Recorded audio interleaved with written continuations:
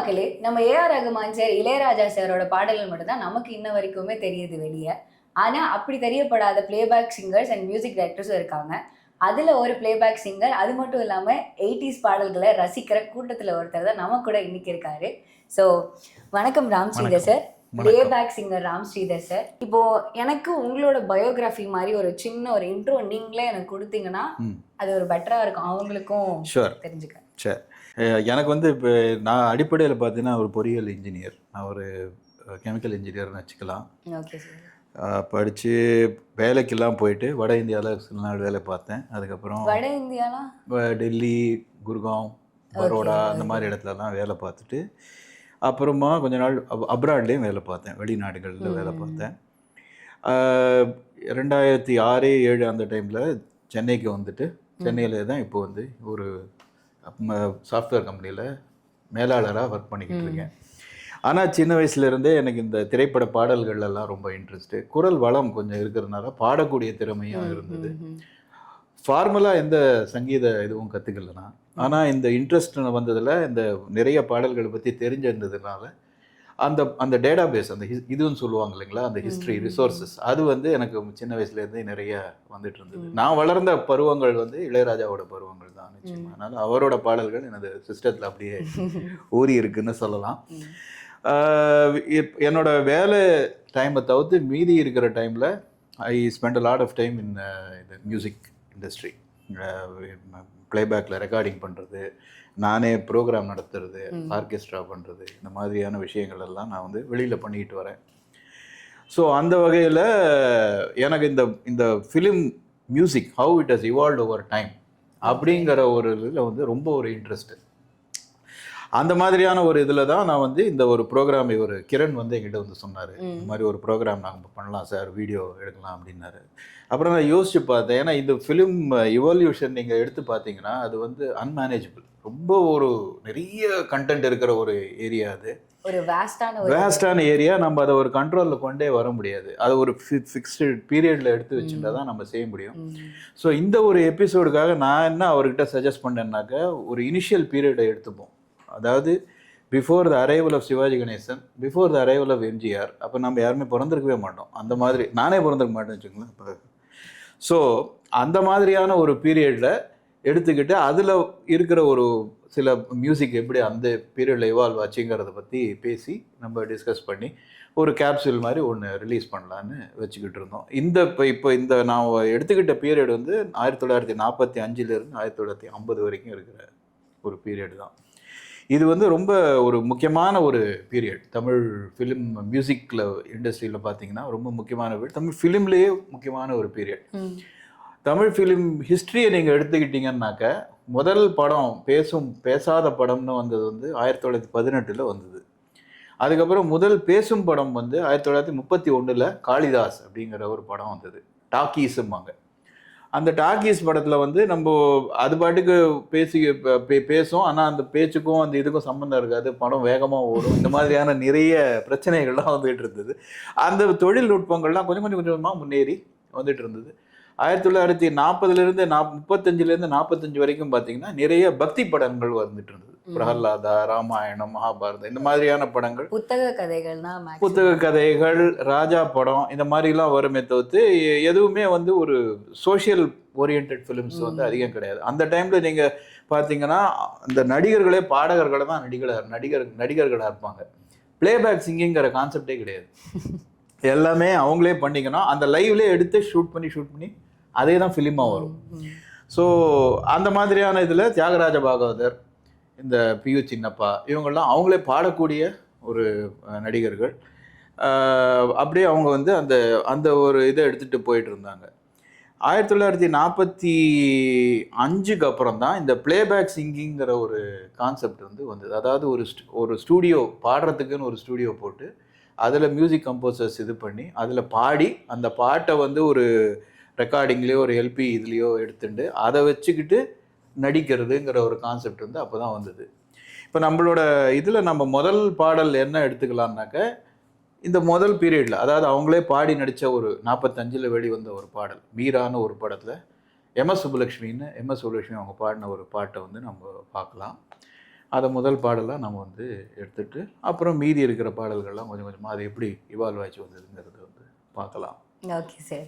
As you said like உங்களுக்கு வந்து அந்த மியூசிக் எவால்வ் ஆகிறத பற்றி எனக்கு அதை படிக்க பிடிக்கும் அப்படின்ற ஒரு விஷயம் சொன்னீங்க. இப்போ இருக்கிற மியூசிக் அந்த சோர்ஸ் ஒரு விஷயம் இருக்குல்ல, இப்போ ஏஐல போட்டாலே மியூசிக் நம்ம கம்போஸ் பண்ணிக்கலாம்.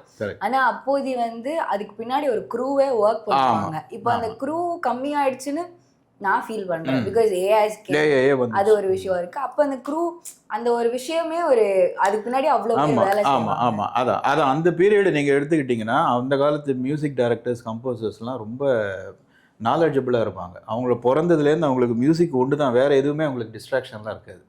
அவங்களுக்கு வந்து சப்போர்ட்டும் கிடையாது. அவங்க வந்து எல்லாத்தையுமே அவங்க வந்து கஷ்டப்பட்டு புதுசாக கண்டுபிடிச்சி தான் அவங்க வந்து பண்ணி ஆகணும். எல்லாமே மேனுவலாக தான் பண்ணி ஆகணும் இந்த காலத்தில். ஒரு பாட்டில் ஒருத்தர் வந்து ஒரு சின்னதாக ஒரு மிஸ்டேக் பண்ணிட்டான்னாக்கா அத்தனை பேரும் மறுபடியும் வாசித்து திருப்பி அதை ரெக்கார்ட் பண்ணி அந்த மாதிரி தான் நீங்க ப்ளே பண்ணி அதை ரெக்கார்ட் பண்ணி வச்சுக்க மாட்டீங்க. அட் டைம்ல அந்தந்த டைம்ல முழு பாடல்களை அப்படியே வாசிச்சு அப்படியே ரெக்கார்ட் பண்ணணும். இந்த பார்ட் ரெக்கார்டிங்லாம் கூட கிடையாது. இதெல்லாம் பின்னாடி வந்துச்சு. அந்த 55-60 டைம்ல இதெல்லாம் வந்து வர ஆரம்பிச்சது. கொஞ்சம் கொஞ்சமா எடுக்கிறது, ரெக்கார்ட் பண்றது, பாட்டா ரெக்கார்ட் பண்றதுங்கிறதெல்லாம் தொடங்கிச்சு. ஆனா இந்த காலகட்டத்தில் வந்து ஃபுல் த்ரூ அப்படிதான் பண்ணி ஆகணும். ஆனால் அதே மாதிரி அந்த காலத்து நீங்கள் படங்கள்லாம் எடுத்துக்கிட்டீங்கன்னா ஒரு படத்தில் வந்து மினிமம் 14-15 பாட்டு அந்த மாதிரிலாம் இருக்கும். எல்லாமே அவங்க வந்து நிறைய பாடல்கள் கர்நாடிக் பேஸ்டு சாங்ஸாக இருக்கும். அதெல்லாம் பாடல்கள் வந்து ரொம்ப கஷ்டமாகவும் இருக்கும். ஸோ இதெல்லாம் வந்து அந்த அதீத திறமை இருக்கிறவங்க மட்டும்தான் அந்த இதில் வந்து அப்படி ஒரு பிடிச்ச ஒரு ஆர்டிஸ்ட் யாரையா சொல்ல முடியும்? அவங்க கூட நீங்க ஒர்க்ல நான் அவங்க அந்த ஏஜ் கிடையாது. அதுக்கு ஒர்க் பண்ண உங்களுக்கு பிடிச்ச ஒரு ரசிச்ச கலைஞர்னு பாத்தீங்கன்னா தியாகராஜ பாகவதர் சொல்லலாம். அவர் வந்து இந்த பண்ண மாத்திரத்துல அவர் பாடிண்டே நடிப்பாரு. அதையே ரெக்கார்ட் பண்ணி அதையே போகும் அந்த காலத்துல. மன்மத லீலையே வென்றாருண்டோ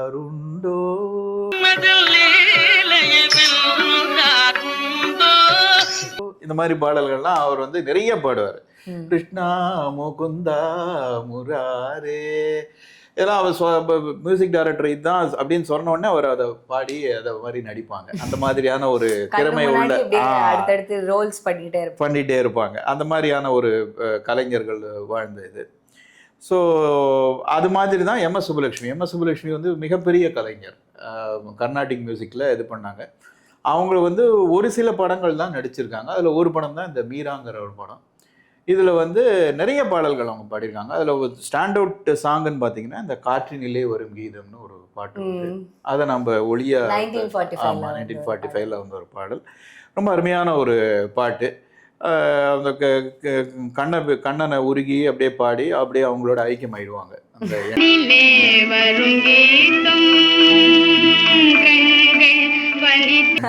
ஸோ அது ஒரு பக்தி ஃபிலிம் தான். But it is the start of the change that had happened. அது இன்ஃபேக்ட் அந்த பக்தி ஃபிலிம்ஸோட ஒன் ஆஃப் த லாஸ்ட் ஃபிலிம்ஸ்னு சொல்லலாம் இந்த மீராங்கிறது. மீராவை தொடர்ந்து நம்ம அந்த 1945 அப்புறம் நம்ம இந்தியா சுதந்திரம் அடைந்த பீரியட் அது. காந்தி மகான் அந்த நாம் இருவர் படம் வந்து அந்த 1947 வந்தது. அந்த படத்தில் வந்து அதுலேயும் நிறைய பாடல்கள். அது எஸ் வி வெங்கட்ராமன்கிறவர் வந்து மியூசிக் போட்டிருக்காரு. அதில் வந்து ஒரு பாட்டு அது காந்தியடிகளை பற்றி ஒரு பாடல்கள். அந்த காலத்திலேயே காந்தியடிகள் இருக்கும்போதே வெளிவந்த ஒரு பாட்டு அது. மகான் காந்தி மகான்னு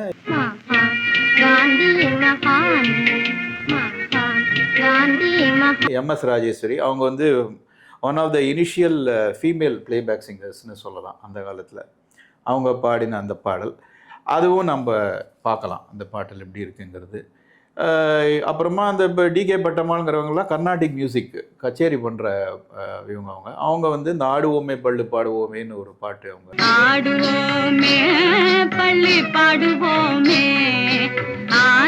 பாடினாங்க.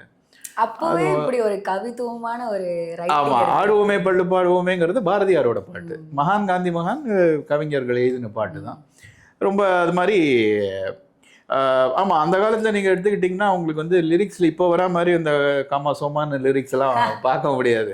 எல்லாமே ஒரு ரொம்ப ஃபார்மலாக ஒரு கவித்துவம் நிறைந்த ஒரு பொருள் பொதிந்த அந்த மாதிரியான ஒரு பாடல்களாக தான் இருக்கும். ஸோ நாம் இருவர் பெரிய ஹிட் அந்த காலத்தில். ஏவிஎம்மோட முதல் பிக்கஸ்ட் ஹிட் ஃபிலிம் அந்த காலத்தில். ஏவிஎம்மோட இனிஷியல் ஃபிலிம்ஸில் அது ஒன்று. மெய்யப்ப செட்டியாரே டைரக்ட் பண்ண ஒரு படம். ஸோ இந்த படம் வந்து இது மாதிரி ஒரு பாடல், விடுதலை விடுதலை விடுதலைன்னு ஒரு பாட்டு வரும். அதுவும் ஒரு பெரிய ஹிட் அந்த காலத்தில். எல்லாமே இந்த சுதந்திர இயக்கத்தோட ஒரு ஒன்று சேர்ந்த ஒரு படம் அது. அதுக்கு அடுத்து நம்ம பெருசாக பேசக்கூடிய படம் என்னதுன்னு கேட்டிங்கன்னா 1948 சந்திரலேகான்னு ஒரு படம் வந்தது.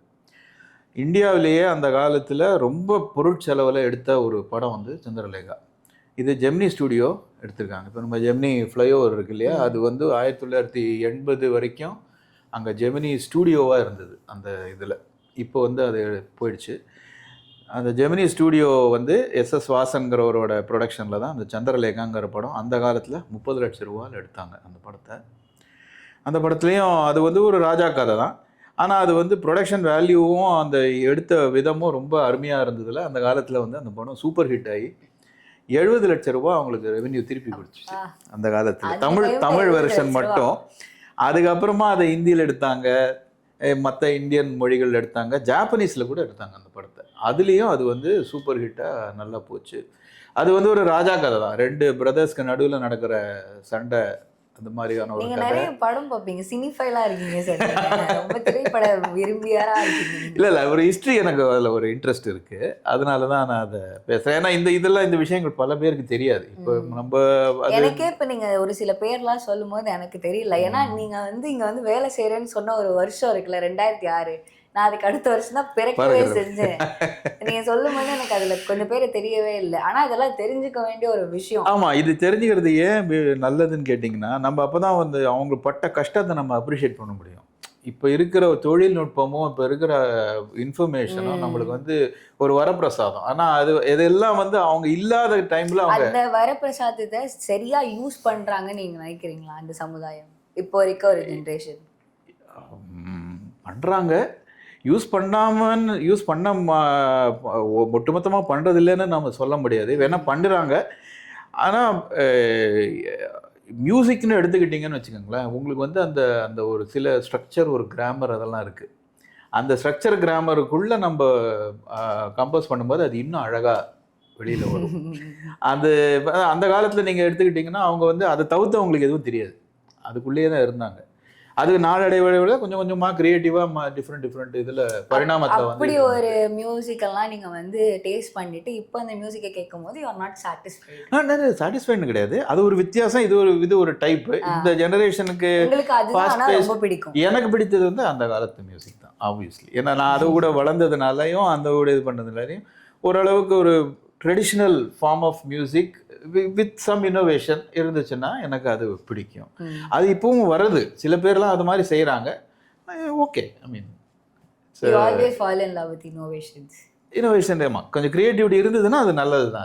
அது இனிமே இப்போ ராஜா சார் எப்படி அவ்வளோ பாப்புலர் ஆனார் 80s, அவரோட கிரியேட்டிவிட்டினால தான் அவர் பாப்புலர் ஆனார். இல்லைனாக்க இப்போ அது எம்எஸ்வியும் பெரிய மியூசிக் டைரக்டர் தான். அவரும் நிறைய கிரியேட்டிவிட்டி 60s பண்ணார், 70s பண்ணார்.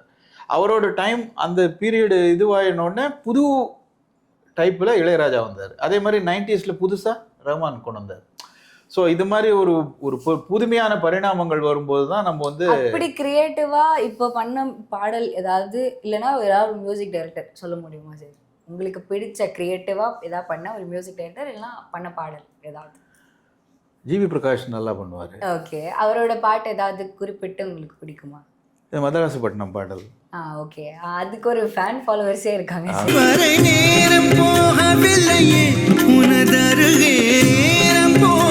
சரி, அது ஒரு அந்த பாடல் அது நிறைய பண்ணியிருக்காரு. அது 1-2ன்னு சொல்ல முடியாது. எனக்கு வந்து இப்போ பார்த்தீங்கன்னா இப்போ ரீசெண்டாக பண்ணின இது வந்து நான் ஜாஸ்தி ஃபாலோ பண்ணுறதில்ல. ஓகே, நீங்கள் என்ன இளையராஜாவோ ரஹ்மான் சார் அந்த 90s ரஹ்மானோ அந்த மாதிரிலாம் கேட்டிங்கன்னாக்கா நிறைய நல்ல எக்ஸாம்பிள் நீங்களே சொல்லுங்க. உங்களுக்கு பிடிச்சதா ஏதாவது ஒன்று சொல்லுங்கள்.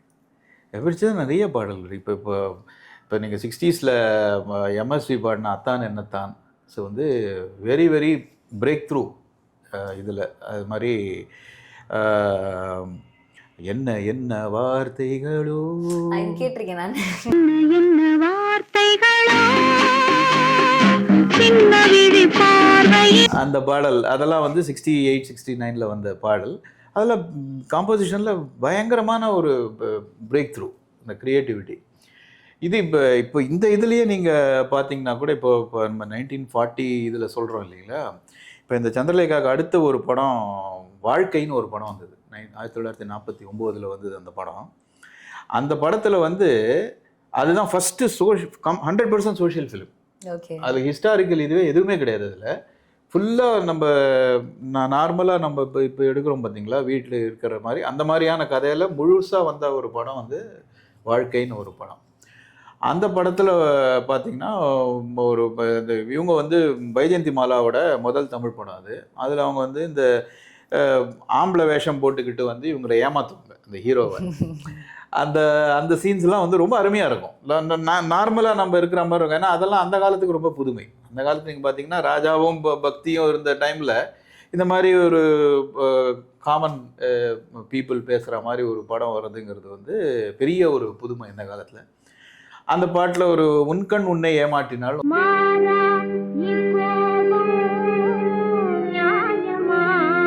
பாட்டு வரும். அந்த பாட்டு வந்து பயங்கரமான ஹிட் அந்த காலத்தில் 1949.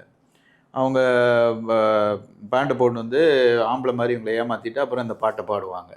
ஆஸ் யூ செட் கிரியேட்டிவிட்டி அப்படின்னு சொல்லியிருந்தீங்கல்ல சார், உங்களை பொறுத்த வரைக்கும் இப்போ உங்களுக்கு ஒன்று இருக்கும்ல, பா இதாண்டா பாட்டு, எவ்வளோ கிரியேட்டிவிட்டி, எவ்வளோ எலமெண்ட்டு, பா எத்தனை வாட்டி நீங்கள் அந்த பாட்டை பற்றி கேட்டாலுமே அதை வந்து எக்ஸ்பிளைன் பண்ணுற ஒரு விதமாகவும் இருக்கும்ல, ஒரு ஆர்வத்தோடு அந்த எக்ஸ்பிளைன், அப்படி ஒரு பாடல். கரெக்ட். அப்படி ஒன்றுன்னு கிடையாது, நிறைய இருக்குது. அதுவும் அது காலத்துக்கு ஏற்ற மாதிரி அது மாறிக்கிட்டே போகும். க்ரியேட்டிவிட்டிங்கிறது வந்து with every time it will change. அது மாதிரி நீங்கள் பார்த்தீங்கன்னா 50s வந்து உத்தமபுத்திரனில் ஜி ராமநாதன் போட்ட யாரடி நீ மோகினிங்கிற பாட்டு. யாரடி நீ மோகினி ஊரடி என் கண்மணி. அதில் வந்து எல்லா இந்த மாதிரி ஒரு combination of jazz, rock and roll இதெல்லாம் வந்து அந்த காலத்துக்கு வந்து ரொம்ப புதுமையான ஒரு விஷயம் அது. அதே மாதிரி இப்போ சொன்ன அந்த அத்தான் என்னத்தான் பாடல், அதுவும் ஒரு ரொம்ப புதுமையான ஒரு பாடல். இது காதலிக்க நேரம் இல்லையில் இவர் போட்ட அனுபவம் புதுமை, நாளாம் நாளாம், இது எல்லாமே ஒரு ரொம்ப டிஃப்ரெண்ட் ட்ரீட்மெண்ட், எல்லாமே காம்போசிஷன். குழந்தையும் தெய்வங்கிற படத்தில் நான் நன்றி சொல்வேன்னு எம்எஸ்வி போட்டிருப்பாரு.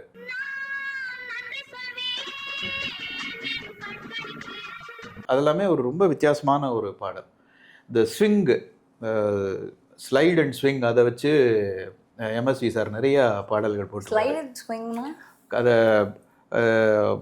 1 2 3 1 2 3 1 அந்த தாளத்தில் வர பாடல்கள். ஆமாம், அது வந்து இப்போ பார்த்தீங்கன்னா நான் நன்றி சொல்வேன் என் கண்களுக்கு, அது வந்து 1 2 3 1 2 3 1 அந்த தாளத்தில் இருக்கும். ஓகே. அதே மாதிரி கண் போன போக்கிலே கால் போகலாமா, அது ஓகே ஓகே, இதுதான் ஸ்விங் அண்ட் ஸ்லைட். ஆமா, கண் போன போக்கிலே கால் போகலாமா, கால் ஸ்விங். அந்த காலத்துல அந்த பேட்டர்ன்ல அவர் ஃபர்ஸ்ட் அவர் தான் கொண்டு வந்தாரு. பாடாத பாட்டெல்லாம் பாட வந்தாள், பாடாத பாட்டெல்லாம் பாட வந்தாள், காணாத கண். இதெல்லாம் வந்து லேட் 50s, நம்ம சொல்ல லேட் 50s மிடில் 60s அந்த டைம்ல எம்எஸ்வி பீரியட். அது இப்போ நாம் இப்போ எடுத்துக்கிற பீரியட் வந்து எம்எஸ்விக்கெல்லாம் முன்னாடி. இந்த பீரியடில் வந்த மியூசிக் டைரக்டர்ஸ் வந்து G Ramanathan, S Venkatraman, S V Subbaiah Naidu. S V Subbaiah Naidu அப்போ எப்படின்னாக்க ஒரு மியூசிக் டைரக்டர் வந்து சீஃபாக இருப்பார், அவர் கீழே டெபுட்டியாக இருப்பாங்க. அந்த டெபுட்டி வந்து கொஞ்ச நாளில் அவர் மியூசிக் டைரக்டர் ஆகிடுவார். இப்போ பார்த்தீங்கன்னா எஸ் வெங்கட்ராமன் கீழே ஜி ராமநாதன் இருந்தார், எஸ்வி சுப்பையா நாயுடு கீழே எம்எஸ்வி இருந்தார். அவங்க எல்லாமே எஸ் வெங்கட்ராமன் 40s பெருசாக இருந்தார், இவர் ஜி ராமநாதன் ஏர்லி 50s அவர் தொடங்கிட்டார். அதே மாதிரி எம்எஸ்வி வந்து சுப்பையா நாயுடு இருந்தார், சுப்பையா நாயுடுலேருந்து எம்எஸ்வியும் தொடங்கிட்டார். அப்படி எம்எஸ்வி ராமமூர்த்தி 2 பேருமா. ஸோ இது மாதிரி அது ஒரு அந்த குரு சிஷ்யன் அந்த ஃபாலோயர் அப்படி தான் வந்துகிட்டு இருந்தது அந்த மியூசிக் இதுவே. ஏன்னா வெளியில் யாராலையும் செய்ய முடியாது, அந்த இதுக்குள்ளே இருந்தால் மட்டும்தான் செய்ய முடியும். அந்த லூப். உங்கள் பாடல்கள் பற்றி பேசலாமா சார்? நீங்கள் பாடின பாடல்களை பற்றி பேசலாம். ஷூர். எனக்கு நீங்கள் பாடினதுலேயே உங்களுக்கு பிடிச்ச பாடல் ஏதாவது சொல்ல முடியுமா? நம்ம அசுர மனிதன்கிற படத்தில் தஷி சார் வந்து எனக்கு வாய்ப்பு கொடுத்தாரு. அதில் வந்து ஆல்மோஸ்ட் 5 அந்த படம். வாய்ப்பு எப்படி அமைஞ்சதுன்னு அந்த இன்சிடென்ட் பேசலாமா? அது இப்போ எப்படின்னாக்கா, இப்போது நான் வந்து தேடிக்கிட்டு தான் இருந்தேன், சான்ஸ் தேடிக்கிட்டு இருந்தேன் நிறையா பேர்கிட்ட. அது ஒரு கான்டாக்ட் வழியாக இவரோட இது கிடச்சிது. கிடச்சது அவர் முதல்ல 2-3 இந்த ஆல்பம்ஸ் தான் பண்ணாங்க. இந்த அத்திவரதர் ஆல்பம், ஐயப்பன் ஆல்பம், அந்த மாதிரி. அதில் வந்து அந்த பாடல்கள்லாம் கொஞ்சம் சரியாக அமைஞ்சதுனால கொஞ்சம் கொஞ்சமாக இந்த ஃபிலிம் ரெக்கார்டிங் சாங்ஸு அதெல்லாம் பண்ணி வந்ததில் இந்த படத்தோட ஒரு வாய்ப்பு வந்தது. இதில் வந்து 5 வாய்ப்பு, அதுதான் முதல் வாய்ப்பு. ஆமாம், அதாவது பெரிய வாய்ப்புன்னு சொல்லலாம். இதுக்கு முன்னாடி பாடல்கள் வந்திருக்கு, ஆனால் அது வந்து ஒரு பாட்டு அது மாதிரி அது கிடைச்ச உடனே உங்களுக்கு எப்படி இருந்தது சார்? அந்த ஒரு பெரிய வாய்ப்பு கிடைச்ச ரொம்ப சந்தோஷமா இருந்தது. ஏன்னா என்னோட பேர் அந்த ஆல்பத்தில் வந்தது, அது வந்து யூடியூப்ல வருதுங்கும்போது அது ஒரு பெரிய ஒரு சந்தோஷம் தான். அது வந்து கலைஞர்களுக்கே உரிய ஒரு பெருமையும் சந்தோஷமும். நீங்க எப்படி ரியாக்ட் பண்ணீங்க? கிடைக்கும் கண்டிப்பா அதை எல்லாருக்கும் போட்டு காமிச்சு அவங்க எல்லாரும் பிரைஸ் பண்ணி நல்லா இருக்குன்னு சொல்லி. ஆனால் இந்த படம் இன்னும் வெளியில வரல, அதுக்கு தான் நாங்கள் வெயிட் பண்ணிக்கிட்டு இருக்கோம். அந்த எக்ஸ்பீரியன்ஸ் சொல்லுங்க சார் எனக்கு. அது வந்து எப்படி சொல்கிறது, அதாவது ஃபஸ்ட்டு டைம் உங்களோட பாட்டு நீங்கள் ரெக்கார்ட் பண்ணி நீங்கள் வந்து கேட்டு நம்ம கேட்போம். ஆனால் அதையே நம்ம வந்து மற்றவங்களுக்கு கேட்டு அவங்க வந்து அரே இப்படி இவ்வளோலாம் பாடுவியா அப்படின்னு அவங்க சொல்லும்போது நம்மளே we are recreating ourselves. ஒரே ஒரு ப்ரவுட் தான், மாஸ் தான். இல்ல அது வந்து அந்த கலைஞர்களுக்கு மட்டுமே கிடைக்கக்கூடிய ஒரு வரம்னு நான் அதுதான் வந்து ஒரு போதைன்னு சொல்லலாம். ஆமா, போதை தான், கரெக்ட். அந்த புகழ் போதை வந்து it will spur you to do more and more. திருப்பி உங்களை பண்ண தூண்டும். It does. ஆமா, அது வந்து அது எல்லாருக்குமே கிடைக்குங்கிறது நம்ம சொல்ல முடியாது. அந்த குறிப்பிட்ட அந்த கிஃப்ட் இருக்கிறவங்களுக்கு மட்டும்தான் அந்த ஒரு பாக்கியம் கிடைக்கும். அதுவும் அந்த right time at the right place அந்த இடத்துல இருக்கணும் நம்ம. அதுவும் இருக்குது. நிறைய கிஃப்ட் இருக்கிறவங்க நிறைய பேர் இருப்பாங்க, வாய்ப்பு இல்லாமல் இருப்பாங்க. ஸோ அந்த மாதிரியான ஒரு சுச்சுவேஷனில் தான் அது வந்தது. அது I hope that the film comes out soon. எப்போ சார் வருது? வரணும். இந்த before Diwali it should come out. Citizen Mani அவரோட படம் தான் அது. ஓகே, சிட்டிசன் மணியோட படம். 5 பாடல்கள் நான் பாடியிருக்கேன். அதில் மொத்தம் 6 பாடல். ஆமாம், 6 பாடல்களில் 5 பாடல்கள் நான் பாடியிருக்கேன். ஒரு ஃபீமேல் சோலோ சாங் ஒன்று இருக்குது. அந்த டிஃப்ரெண்ட் ஜானர்ஸ், ஒரு ஃபாஸ்ட் பேஸ்டு சாங் ஒன்று, ஒரு நேஷ்னலிஸ்டிக் சாங் ஒன்று. ஃபாஸ்ட் பேஸ்டுனா அந்த யாழியே இது யாழியேங்கிறது வந்து கொஞ்சம் ஃபாஸ்ட்டாக இருக்கும். ஃபாஸ்ட் பேஸ்னா யூஷுவலாக என்ன சார், ஃபாஸ்ட்டாக போகுமா? இல்லை குத்து சாங் மாதிரி. ஓகே, குத்து சாங் மாதிரி இருக்கிற பாட்டு. நீங்கள் வந்து மியூசிக் டேர்ம்ஸில் சொல்கிறீங்களா? நான் வந்து மியூசிக்கில் ஜீரோன்றதுனால எனக்கு சட்டம் தெரியல. இப்போ வர நிறைய பாடல்கள் வந்து ஃபாஸ்ட் பேஸ்டாக தான் இருக்குது. அந்த டான்ஸ் ஆடுறதுக்கு ஏற்ற மாதிரியான சாங்ஸ் தானே இருக்குது. அது மாதிரியான ஒரு 2 பாடல்கள் அதில் உண்டு. அடுத்தது வந்து ஒரு லவ் சாங்கு, திறனே திறனேன்னு ஒரு லவ் சாங்கு. அது நல்லா வந்திருக்கு அந்த பாட்டு. பாடுங்க கேட்போம். திறனே திறனே வெந்திரலே, திறனே திறனே ஐந்திரனே, திறனே திறனே தந்திரனே, என்னை வளைக்கும் மந்திரனே, உயிரும் மெய்யும் மானவளே, பொருள்பட இசைபட ஈர்த்தவளே, ஆளபட இசைபட வாழ்பவனே, அழகிய நயம்பட திகழ்பவனே. ஒரு பல்லவி. அப்போதி வந்து இது வந்து ஒரு 90s சாங் மாதிரி இருக்கும். தஷி சார் அருமையா அதை கம்போஸ் பண்ணி நல்லா இது பண்ணிருக்காரு. வித்தியாசமான ஒரு பாடல், எனக்கு மிகவும் பிடித்த பாடல்ல அதுவும் ஒண்ணு.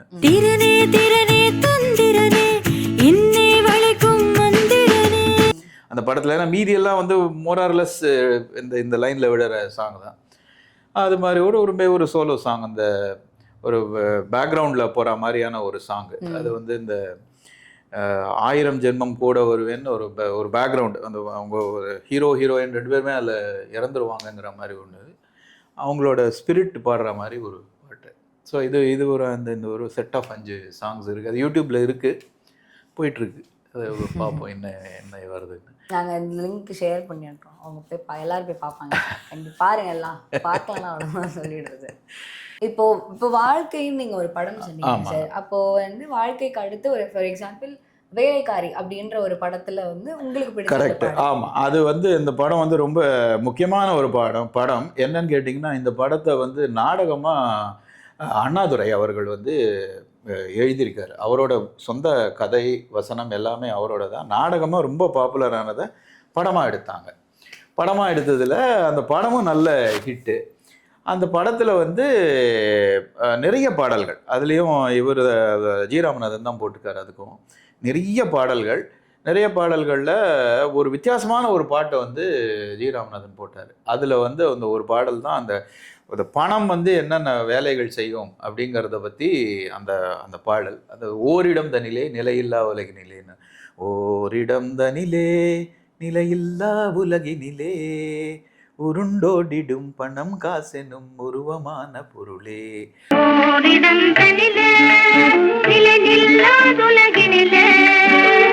அப்படின்னு ஒரு 2 ஃபீமேல் வந்து அந்த பாடுவாங்க அந்த பாட்டு. அது ஒரு வித்தியாசமான கம்போசிஷன். அது அந்த காலத்துக்கு வந்து ரொம்ப நல்லா ஒரு காம்போசிஷன் அது. அப்புறம் அதில் நிறையா இருக்குது. அப்புறம் இப்போ இன்னமும் என்னை பாராமுகம் ஏனம்மாங்கிற ஒரு பாடல், அது ஒரு சோகமான ஒரு பாடல். அதுவும் ரொம்ப ஹிட்டான, அந்த காலத்தில் ரொம்ப ஹிட்டான ஒரு பாடல். வேலைக்காரி, அது மாதிரி பார்த்திங்கன்னா நிறைய. இது இப்போ ஃபஸ்ட் இந்த அண்ணாதுரையோட முதல் படம் இது. அதே மாதிரி பிளேபேக் சிங்கர்ஸில் நீங்கள் எடுத்துக்கிட்டிங்கன்னா டிஎம் சௌந்தரராஜன் நம்மளுக்கு தெரியும் இல்லைங்களா, அவங்களும் இந்த டைமில் தான் இன்ட்ரடியூஸ் ஆனாங்க. 1948 49 அந்த டைமில் கிருஷ்ண விஜயம்னு ஒரு படம் வந்தது. அது எஸ் வெங்கட்ராமனோட மியூசிக்கு. அதில் ஒரு அருமையான ஒரு பாடல் வந்து இவர் பாடியிருக்காரு. தியாகராஜ பாகவதர் வந்து ராதே உனக்கு கோபம் ஆகாதடி அப்படின்னு ஒரு பாட்டு, ராதே நீ என்னை விட்டு போகாதடி அப்படின்னு இவர் பாடியிருக்காரு இந்த பாட்டு. இது வந்து ரொம்ப பிரபலமான முதல் படத்திலேயே அவர் வந்து ரொம்ப ஒரு கஷ்டமான ஒரு அதே மாதிரி இல்லாமல் அது இன்ஃபேக்ட் டிஎம்எஸ் நீங்கள் எடுத்துக்கிட்டீங்கன்னா அவரோட முதல் குரு வந்து மானசீக குரு வந்து தியாகராஜ பாகவதர் தான். அவருக்கு போட்டியாக நம்ம வரக்கூடாதுன்னே இவர் கொஞ்ச நாள் அப்படியே அடக்கி வாசிச்சார் அந்த மாதிரி. ஏன்னா அவர் நடிப்பும் நடிப்பார், பாடவும் பாடுவார். ஸோ இந்த மாதிரி அந்த பிளேபேக் சிங்கிங் இது வரும்போது தான் இவருக்கு வந்து கொஞ்சம் கொஞ்சமாக இந்த இது வந்தது. அந்த டைமில் அவர் இது இறங்கிடுச்சு. தியாகராஜ பாகவதரோட மார்க்கெட் வந்து கொஞ்சம் இறங்கினதுனால பிளேபேக் சிங்கிங் இது ஸ்டார்ட் ஆனதில் இந்த பாடல் வந்து ரொம்ப பேர் வாங்கி கொடுத்தது டிஎம்எஸ்க்கு. அதுக்கப்புறம் அவருக்கு கொஞ்சம் லல் பீரியடு தான். அப்புறம் அவர் மறுபடியும் தூக்கி விட்டது ஜி ராமநாதன். அது 1955 அந்த டைம், அது வேற. பட் இது வந்து இவர் முதல் பாடல்னு ரெக்கார்டு பார்த்தீங்கன்னா ராதே நீ என்னை விட்டு போகாதடி, அந்த பாடல் நீங்கள் பார்க்கலாம். ராதே நீ என்னை விட்டு போகாதடி ராதே. சார் நீங்க வந்து அண்ணாதுரை சார் பத்தி சொல்லியிருந்தீங்க. நம்ம கலைஞர் கருணாநிதி சாரோட கரெக்ட். ஆமா, அவருமே திரைப்படத்துல ஒர்க் பண்ணிருக்காரு. கண்டிப்பா கண்டிப்பா நிறைய பேருக்கு தெரியாது. சோ அத பத்தி நீங்க சொல்ல முடியுமா? கண்டிப்பா கண்டிப்பா. ஆமா, அது எல்லாமே இவங்க எல்லாருமே அந்த டைம்ல அந்த அந்த அந்த ஒரு எழுச்சி, அந்த சமத்துவ எழுச்சி வந்த பீரியட் அது. அதோட இனிஷியல் பீரியட் அது. கலைஞர் கருணாநிதி ரொம்ப அருமையான ஒரு லிட்ரேச்சர் இதில் இருந்தவர், கலைத்துறையில் இருந்தவர். அவர் நல்ல கதை வசனம் எல்லாமே எழுதுவார். அவர் தமிழுக்கு அரும் தொண்டாற்றியவர்களில் இனிஷியல் ஆளில் அவரும் ஒருத்தர். அவர் வந்து முதல்ல வசனம் எழுதின படம் வந்து மந்திரி குமாரின்னு ஒரு படம் வந்தது. அந்த படம் வந்து பயங்கர ஹிட். அது ஒரு ராஜா கதை தான். எப்படி ஒரு படை தளபதியில் வந்த ஒரு சண்டையினால் ஒரு வில்லன் வந்து எப்படிலாம் சித்து வேலை பண்ணி இது பண்ணுவான், அதை வந்து இந்த மந்திரி குமாரி வந்து எப்படி அவனை இது பண்ணி அவனை கொண்டுட்டு தர்மத்தை நிலைநாட்டுவாங்கங்கிற மாதிரியான ஒரு கதை தான் அது. ரொம்ப பயங்கரமான ஹிட். 1950 வந்த ஒரு படம் அது. இந்த படத்தில் வந்து வாராய் நீ வாராய்னு திருச்சி லோகநாதன் பாடின ஒரு பாட்டு இருக்குது. இந்த பாட்டு வந்து அந்த காலத்தில் வந்து பயங்கரமான ஹிட். ஏன்னா இது வந்து அந்த ஒரு இந்த பொண்ணை வந்து ஏமாற்றி அவர் வந்து ஆக்ஷன் போவார் மலை உச்சிக்கு. அந்த மலை உச்சிக்கு ஆக்ஷன் போகிற பாட்டு தான் அது. வாராய் நீ வாராய் நீ போகும் இடம் வெகு தூரம் இல்லை. அந்த பாட்டு வரிகள்லாம் அப்படின்னா 2 அர்த்தம் வரும். நீ போகும் இடம் வெகு தூரம் இல்லை நீ வாராய், புலியனை தொடர்ந்தே புள்ளிமா நீயே வாராய், அந்த மாதிரிலாம் வரும். அது ஏன்னா நான் நீ எப்படியே சாக போகிற, அதுக்கு ஏற்ற மாதிரியான அந்த பாடல் வரும். அந்த மாதிரியான ஒரு பாடல், அந்த சிச்சுவேஷனுக்கு ஏற்ற மாதிரி ஒரு பாடல்.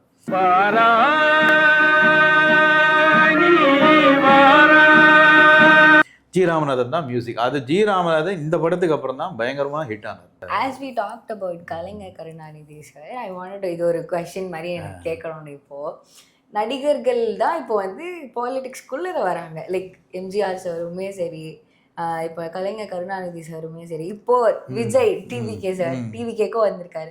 ஸோ இதை பத்தின உங்களுக்கு ஏதாவது கருத்து இருக்கா? இல்லை, எனக்கு பாலிடிக்ஸ்ல எதுவுமே இது கருத்து பாலிடிக்ஸ் கிடையாது. கிடையாது. லைக் இல்லை, ஆமா கரெக்ட். ஏன்னா உங்களுக்கு வந்து பாலிடிக்ஸ்ல என்னோட பர்சனல் ஒப்பீனியன் கேட்டிங்கன்னாக்கா பாப்புலாரிட்டி வந்து அவசியமா தேவை. ஏன்னா visibility is the first step before anybody can trust any one, இல்லையா?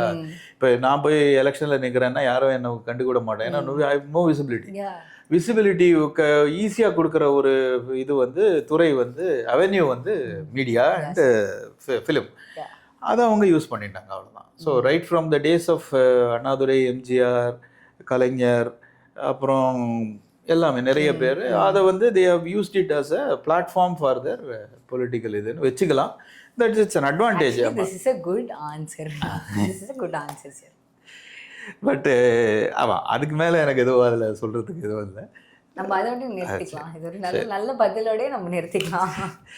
சரி, அது அப்போ அந்த இந்த பாடல்கள்லாம் நம்ம அந்த மந்திரி குமாரியில் வந்த ஒரு 2 பாடல்களையும் நம்ம கேட்டு வந்து பண்ணோம்னா, இந்த பீரியடில் இது ரொம்ப ஒரு இம்பார்ட்டண்ட் ஒரு காலகட்டம். தமிழ் திரை மியூசிக்லையாக இருக்கட்டும், துறையிலையாக இருக்கட்டும், இதெல்லாம் ரொம்ப இம்பார்ட்டன்ட் காலகட்டம். மந்திரி குமாரியில் கலைஞர் வசனம் எழுதினாரே தவிர்த்து அதுக்கப்புறமா அவரோட மோஸ்ட் ஹிட் படம் வந்து 55 வந்தது, பராசக்தி. ஓகே, சிவாஜியோட முதல் படம் 54 நினைக்கிறேன். முதல் படம் பராசக்தியா? சிவாஜியோட முதல் படம் பராசக்தி. நாம இப்போ இந்த பீரியட்ல சிவாஜி கிடையாது, எம்ஜிஆர் கிடையாது, ஜெமினி கணேசன் கிடையாது. அந்த பீரியடை தான் இப்போ நம்ம கவர் பண்ணியிருக்கோம். ஸோ இதுக்கப்புறம் வர எபிசோட்ஸில் இவங்களோட இனிஷியல் டேஸ் எப்படி இருந்ததுங்கிறத வந்து நம்ம கவர் பண்ணலாம். ஜெமினி கணேசன் வந்தது 1952. எம்ஜிஆர் வந்து மந்திரி குமாரியில் ஒரு சின்ன ரோல் பண்ணியிருக்காரு. Is not the hero, is a sub actor. அதில் சிவாஜி வரவே இல்லை, சீன்லேயே இல்லை. ஸோ டிஎம்எஸ் முதல் பாட்டு பாடியிருக்காரு. ஸோ இந்த மாதிரியான ஒரு இதை தான் நம்ம வந்து இந்த எபிசோடில் கவர் பண்ணியிருக்கோம். Okay sir. ஸோ இன்னைக்கு நான் கேட்ட எல்லா பதிலுக்குமே மூஞ்சி சிலிக்காமல் உட்காந்து ஸ்வீட்டாக பதில் சொன்னேன் நம்ம பிளேபேக் ராம் ஸ்ரீதர் சார். ரொம்ப thank you sir. Thank you very much. நம்ம இந்த எபிசோடில் நம்ம எதை பற்றி பேசணும் அப்படின்ற ஒரு அவுட்டர் கவரேஜ் கொடுத்துடலாம். சிவாஜி சார், எம்ஜிஆர் சார் இவங்கெல்லாம் இல்லாத காலத்தில் மியூசிக் எப்படி எவால்வ் ஆனதுன்றதை பற்றி நம்ம பேசப்பட்டோம் இன்னைக்கு. நெக்ஸ்ட் எபிசோடில் அவங்க இருந்த அப்போ சமயத்தில் எப்படி மியூசிக் எவால்வ் ஆச்சுன்றதை தான் பார்க்க போகிறோம். ஸோ நன்றி மக்களே.